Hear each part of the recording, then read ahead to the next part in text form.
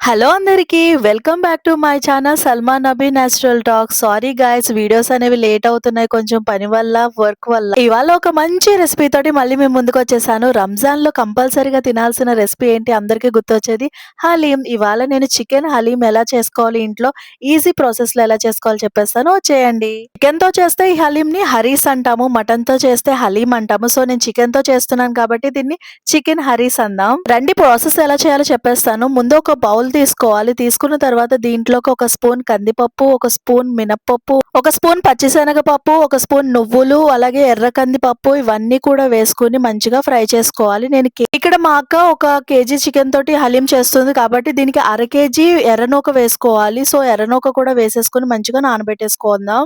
దీంట్లోకి కొన్ని బాదం పప్పుని అలాగే కొన్ని జీడిపప్పుని కూడా వేసుకోవాలి. అలాగే ముందుగా ఫ్రై చేసుకున్న పప్పులు కూడా వేసేసుకుని మంచిగా ఒకసారి వాష్ చేసుకుని నానబెట్టేసుకోవాలి. కంపల్సరీగా ఒక 4 అవర్స్ అయినా నానాలి. ఇది ఈ హలీం టేస్ట్ అనేవి వీటితోటే వస్తుంది. సో 4 అవర్స్ ఈ కంపల్సరీగా నానాల్సిందే.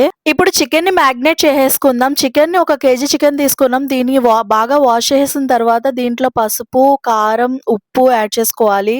తర్వాత దీంట్లోకి కొంచెం షాజీరా ఉంటుంది కదా, షాజీరాని కూడా యాడ్ చేసేసుకోవాలి. తర్వాత ధనియాల పౌడర్ని, బిర్యానీ మసాలా, అలాగే చికెన్ మసాలాను కూడా యాడ్ చేసుకోవాలి. అలాగే దీంట్లోకి చెక్క, లవంగం మిక్సీ పట్టి ఆ మసాలా కూడా యాడ్ చేసుకుంటే టేస్ట్ చాలా ఫ్లేవర్ఫుల్గా ఉంటుంది. సో అన్ని మసాలా పౌడర్స్ని కూడా దీంట్లో యాడ్ చేసేసుకుని మంచిగా మిక్స్ చేసుకోవాలి. అలాగే దీంట్లోకి వాష్ చేసుకున్న కొత్తిమీర, పుదీనాను కూడా యాడ్ చేసుకోవాలి. తర్వాత దీంట్లోకి ఒక 2 స్పూన్స్ దాకా అల్లం వెల్లుల్లిపాయ పేస్ట్ ని కూడా యాడ్ చేసేసుకుందాం. అల్లం వెల్లుల్లిపాయ పేస్ట్ కూడా వేసేసుకున్న తర్వాత మంచిగా మిక్స్ చేసుకోవాలి. మిక్స్ చేసుకున్న తర్వాత దీంట్లోకి ఒక నిమ్మకాయ పిండుకోవాలి.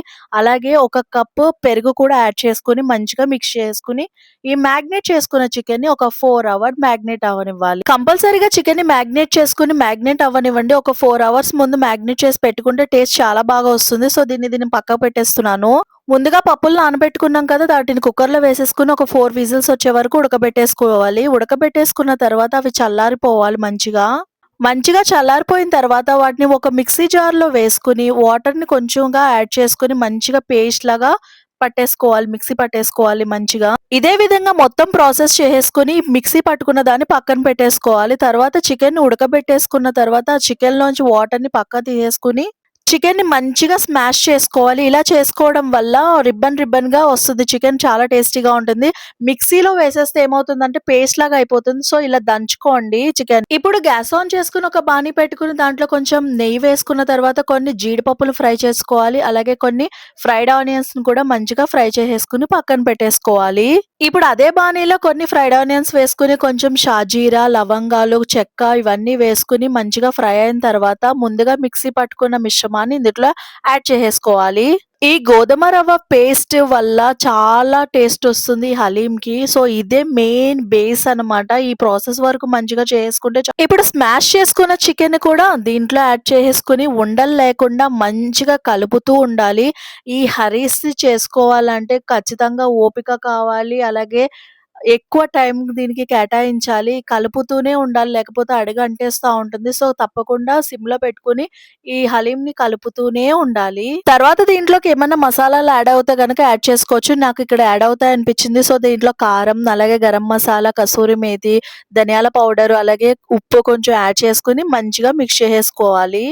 ఉప్పు, కారాలు అన్నీ కూడా మంచిగా పట్టేలాగా ఈ హరీస్‌ని మంచిగా మిక్స్ చేసుకోవాలి. తర్వాత దీంట్లోకి దంచిన మిరియాల పౌడర్‌ని కూడా యాడ్ చేసేసుకోవాలి. మిరియాల పౌడరే గొంతులో ఘాటు మంచిగా మిక్స్ చేసేసుకోవాలి. కొంచెం చికెన్ మసాలా కూడా యాడ్ చేసుకొని మంచిగా మిక్స్ చేసేసుకొని ఒక్కసారి ఎలా అంటే ఇంకా నాన్ స్టాప్‌గా ఆపకుండా తిప్పుతానే ఉండాలి దీన్ని. చికెన్ ఉడికిన తర్వాత వాటర్‌ని తీసుకొని పక్కన పెట్టుకోవాలని చెప్పాం కదా, దాన్నే షేర్వా అంటాం. ఆ షేర్వాని కూడా దీంట్లో యాడ్ చేసుకొని బాగా మిక్స్ ఇచ్చుకోవాలి బాగా. అంతే, ఇంక దీంట్లోకి ఏమి యాడ్ చేయాల్సిన అవసరం లేదు. సిమ్‌లో పెట్టుకుని గ్యాస్‌ని ఆయిల్ అంతా కూడా పైకి తేలేంత వరకు కూడా దీన్ని కలుపుతూనే ఉండాలి. ఈ హలీంని మా అక్క ప్రిపేర్ చేసింది. పాపం ఒక 1 అవర్ దాకా అలా నుంచునే ఉంది, తిప్పుతానే ఉంది కింద అడుగు అంటకుండా. కానీ టేస్ట్ మాత్రం నెక్స్ట్ లెవెల్‌లో ఉంది. తప్పకుండా ఇంట్లో ట్రై చేయండి ఈ హలీంని.